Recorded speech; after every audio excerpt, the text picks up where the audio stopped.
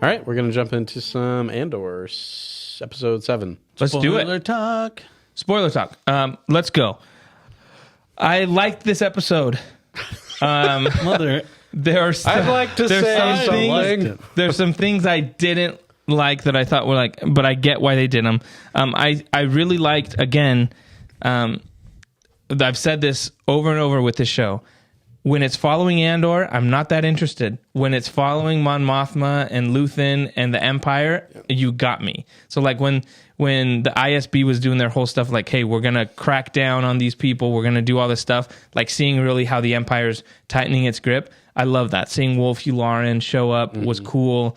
Just kind of that whole dynamic, seeing kind of how like cutthroat the Empire is, like that one girl who's, there's the two ISB officers that are going back and forth. Arguing about jurisdiction. Yeah. And then, he basically is like, oh, you did a good job. Good job. And then they leave and he's like, watch your back. Like he knows they're going to come for her. That to me was like really cool to see how cutthroat the Empire was. Yeah. And the Mon Mothma scene at the party with her friend, the banking friend, where they're having that discussion. I thought that was really well written. Yeah.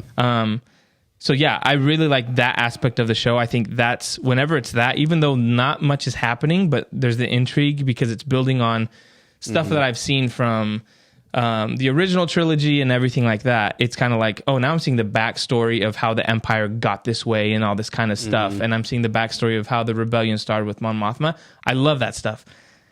The Andor stuff, it doesn't get me as much as the other stuff. I think, specifically for this episode, I totally agree. I think that's what I'm here for, is the watch your back aspect of the Empire and the rebellion starting with Mon Mothma. I think that's what's the best in the show so far, is that aspect. And I think I said it last week that I was hoping for more of that, and I got it. So I was pretty happy with the episode. But I agree. I think the Andor stuff really, I don't know. It didn't really do it for me. The stuff, scenes with his mom it kind of got a little boring for me. And then I was, maybe I like fell asleep for a second, but like the stuff with him at the beach, I was like, wait, is this a flashback or something? Like I didn't quite know what was going on, but, I think where that left off and where it'll go from there is more interesting than what was happening with Andor in this episode. But yeah, I'll disagree a little bit. I thought the best scene on the Andor side was the one with his adoptive Yeah, that's mom. what I was going to say. I thought the dialogue was good, and her kind of like dropping the seeds of like, no, this is what you do. You stand up. I thought that scene was good. The scene at the end, I thought was a little bit silly.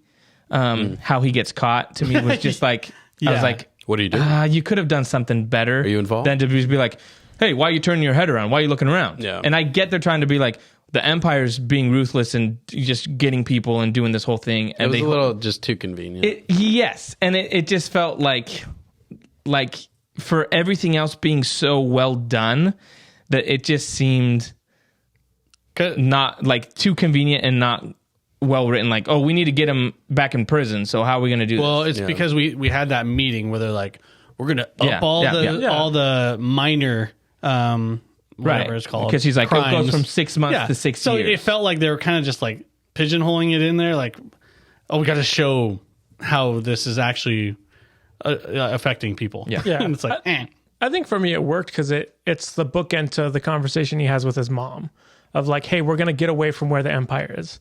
And she's saying like, no, you can't get away from it. Like they're everywhere. She's like, in my head, that's where I'm getting away from the Empire and I'm going to stay here to fight. And he's so stuck on being like, run away. That's what I'm going to do. So I think it was a good, like, basically bookend to that conversation of being like, yeah, you ran away to where the Empire wasn't going to find you and they picked you up while you were going to go get some pizzos or whatever the heck those things are.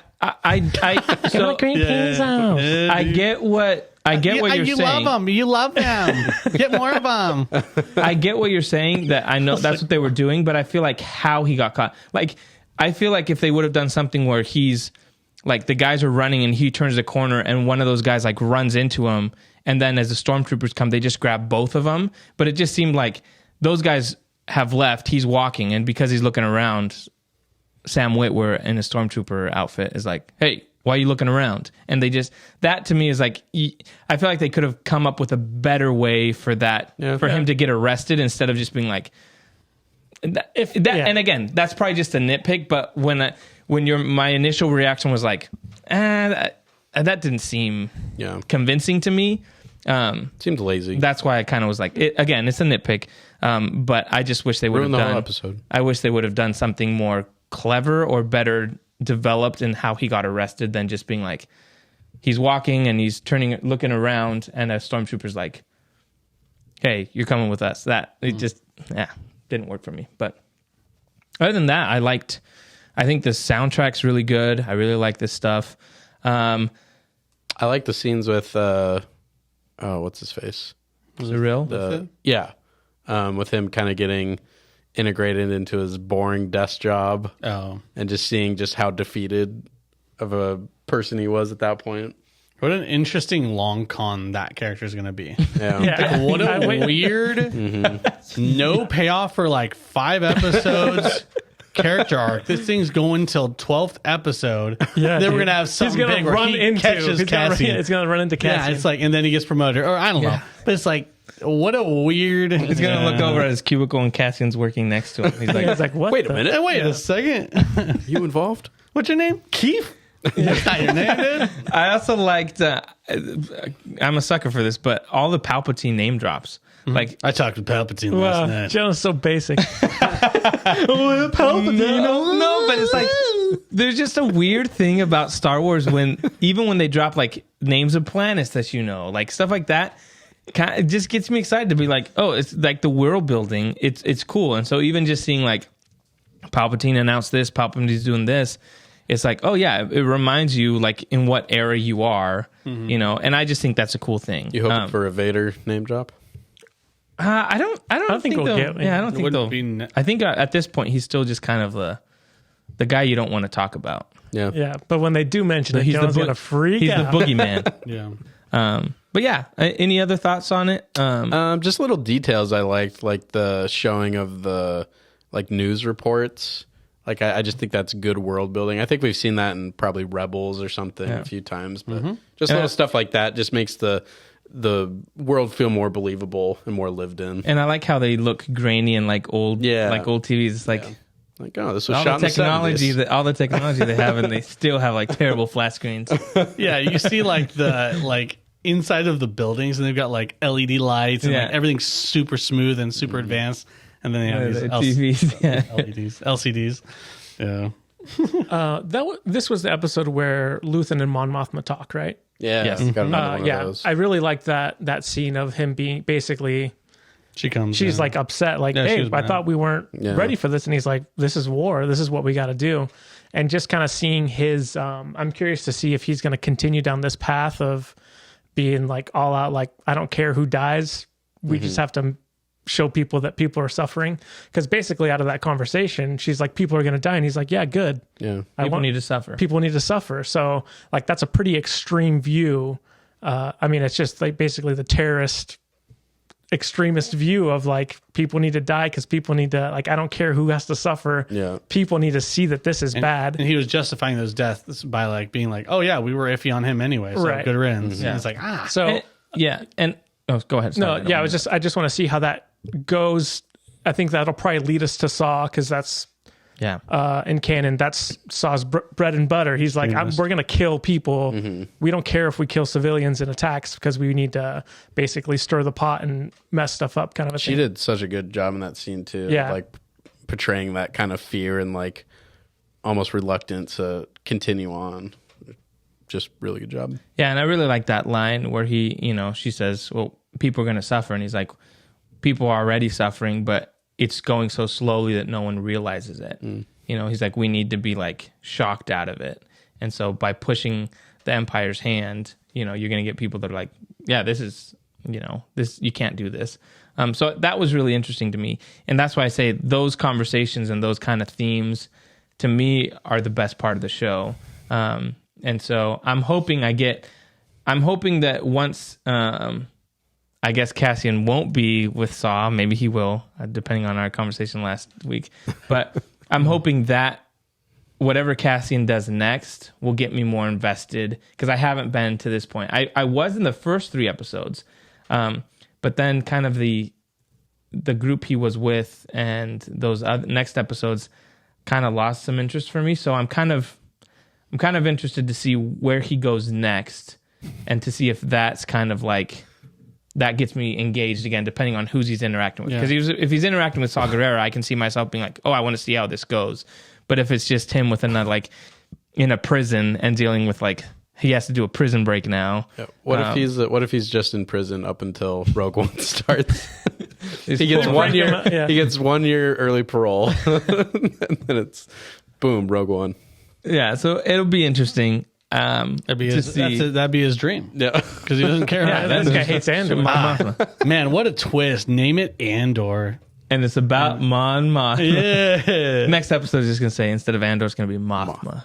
Mothra. Dang. And then the next one, Luthen. You know. Anything else? I think they've... Sorry, just to kind of address what you said, I think they planted the seeds for you to get more invested, I think. I think they're going to do stuff with his mom later down the road. Yep. It might get you a little bit more involved in that situation, I think. And his sister. Because I assume... Right. They keep dropping. He was with her sister. I assume the sister's going to show up at some point. Yeah. Otherwise, it would be silly to bring up a sister and then be like, "No, she did a long time ago." Yeah. Like, no. Well, maybe is that kind of what she alluded to, though? That she was probably dead. Yeah, or at least she thinks she's dead. But I think she's doing that more to be like for his sake. Like, don't go looking. Don't go looking anymore. Like, you have the money, rid yourself of this. Don't go looking for her. Chances are you're not going to find her. I think she just said that to be like. But I would assume, she's going to show up. Dude, I feel so bad for my boy B2 Emo. The little droid. Dude, he's always they're telling him to shut up all the time. And he's always B2 Emo? I think so. Bro. Poor guy. I'm pretty sure it's like, yeah. Did you guys see? Don't want to be an American idiot. Did you see the shots from? What is the robot movie where he Wall-E? Where it's Wall-E and his shots in this show and the movies? They're the exact same frame, movement. The one where he's angles, walking through there's 4 shots are exactly the same. And it's that point where they're like trying to get you to feel for him, I do feel bad for him. He's just so happy to see Cassian, and they're like, "Shut up! They did a good job. Shut your mouth." You give him a little. Can I talk? Yeah, I know. Can I talk yet? Yeah. No. Can I talk now? He just wants to go with Cassian, bro. Poor guy. They always do well with the. Where are you going, Cass? Yeah, it's sad, dude. Poor dude. Justice for best character. Emo. Yeah. Dang. Anything else on the episode?